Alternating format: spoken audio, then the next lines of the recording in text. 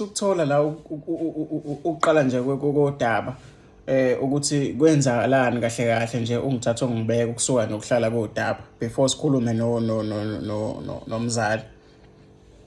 Alright ke mntabami kukanje ke mngane wena. Umphakathi otoyitoya umphakathi utoyitoyela idingo ncane. Ngapha kwindaba kagesi. Yeah. I-transformer eyayibhastile. So bekuyisikhathi then manje ekhome ngabanazi. Bagcina sebesebenzisa uhlwi njengoba kuhlala kwenzeka nje vele nje la emhlabeni. Alright, kukephi nendawo? Isethulani ila ngasedokisindile banabathi Snake Park khona. Yeah, ngiyabona. Snake Park maqeda nje ujumpa nje i-bridge asikudeni nasebridge. Alright. So kwenzeka-ke then umphakathi umuntu otoya esambeni kwesikhathi ngoba imoto bezingasakhona ukuhamba. Yeah. Badinga ukuthi bavutha ama-metropolis. Kahle kahle ama-metropolis lesizo lesento lisebenza ku-metro i-official ye-metropolis.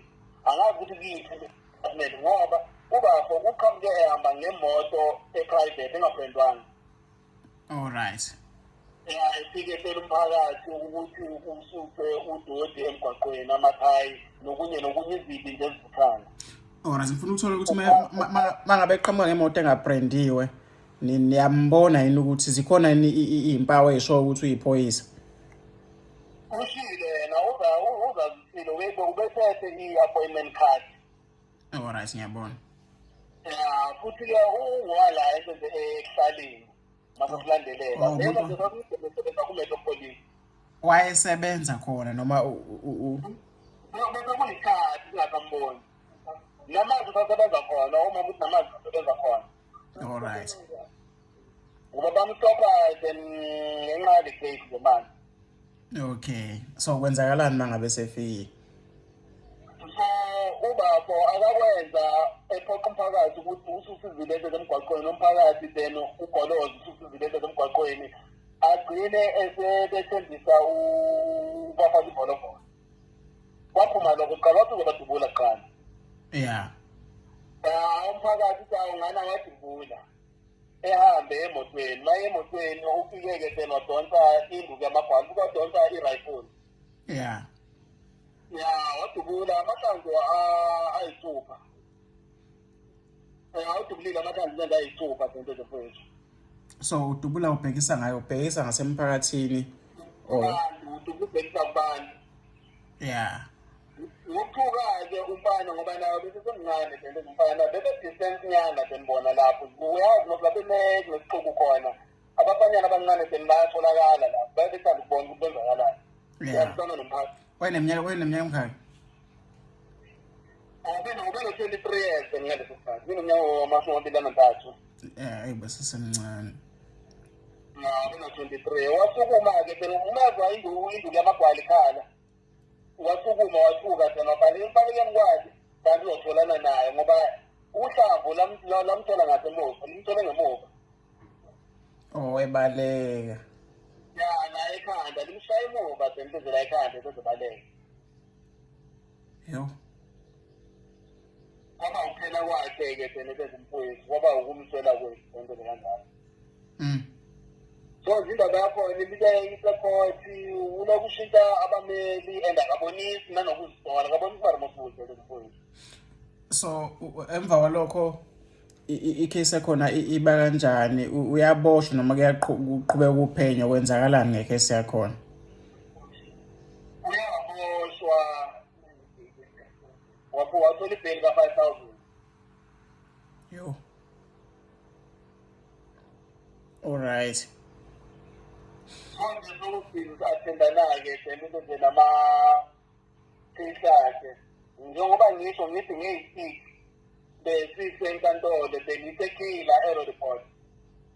Yeah. Bayimanda icase beyizimandela ilanga lanamuhla kodwa-ke bathe noma umndeni ungezange then i-investigating officer iyona ezothatha iqanduva lokuthi i-update umndeni utshele ukuthi wenzakalani. Yeah. Ngoba nje lokubhizi nje uba nama-exclusive nje then ube neloya eBhunu then isishintshileke then manje then leyo loya leyo kunomunye ummeli abamsebenzisayo nje manje. Yeah. So namhlanje ukuthi bekade kusuku lokuthi nenkantolo njengoba uchaza. Ukuthi enkantolo Ngabe useni-update-ile manje wathi noma umndeni nje ungezanga then i-investigating officer ngoba zi-ups and downs understand ngena esikhwameni then wena bhude and kuyahlukumeza umzali okuyena owashonelwa ingane ibona into efana naleyo ukwabona uthulisana nesalukazi njalo nje umuntu bekuyena uyisiful like hayi uyibone leyo yeah uluze umuntu njengaloyo so mawuze lokhu busy yovela ungacaci ukuthi liyaphi into engiyiqale ibona into njengaleyo so uyabona naye kungcono namuhla engayi konje kwi-next date sizakwazisa ukuthi yinini lapho nje esiyakhona-ke sesi-attenda khona icala sizwe ukuthi liyakuphi from la. Alright, njengomndeni mhlambe ikuphi engingakusho noma enifisa ukuthi kwenzeke kulolu daba?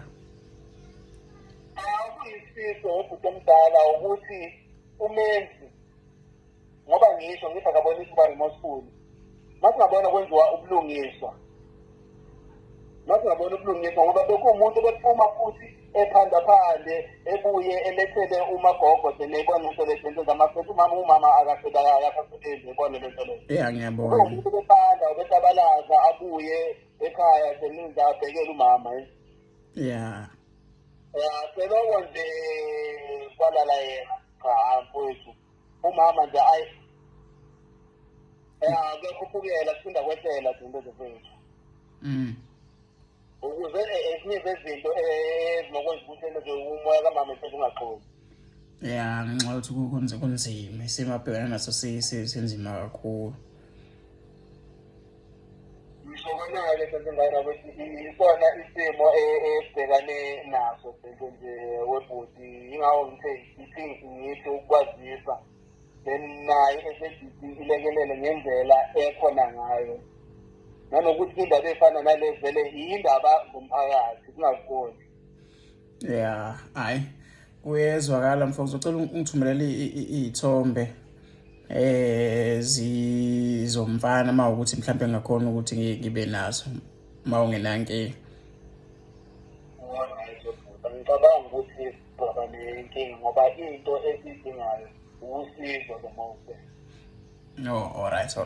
Ngiyabonga kakhulu isikhathi sakho bafuna ngizoqhubeka sikhulume ku-WhatsApp ukulandelela udaba nokuthi mhlambe ibaphi abanye abantu esingachumana nabo ekutheni ekugcineni likwazi ukuthi nithole ubulungiswa. Alright futhi ngoba ofakazi bakhona futhi banangotshaya namalungu omphakathi ayimisele ngoba ngisho ngithi last kule ngiyisithi ngoba sisenkantolo begqoke baye baprinta ikhipha thena beyoma khona lapha enkantolo besibhaliwe justice negama likaMofu justice for Khoso. Yeah. Khomoto. Yeah. Hayi kulungile mfo. Ngizakuthumelela-ke sezingane wena. Alright, siyabonga. Alright, ngibonge. Yeah.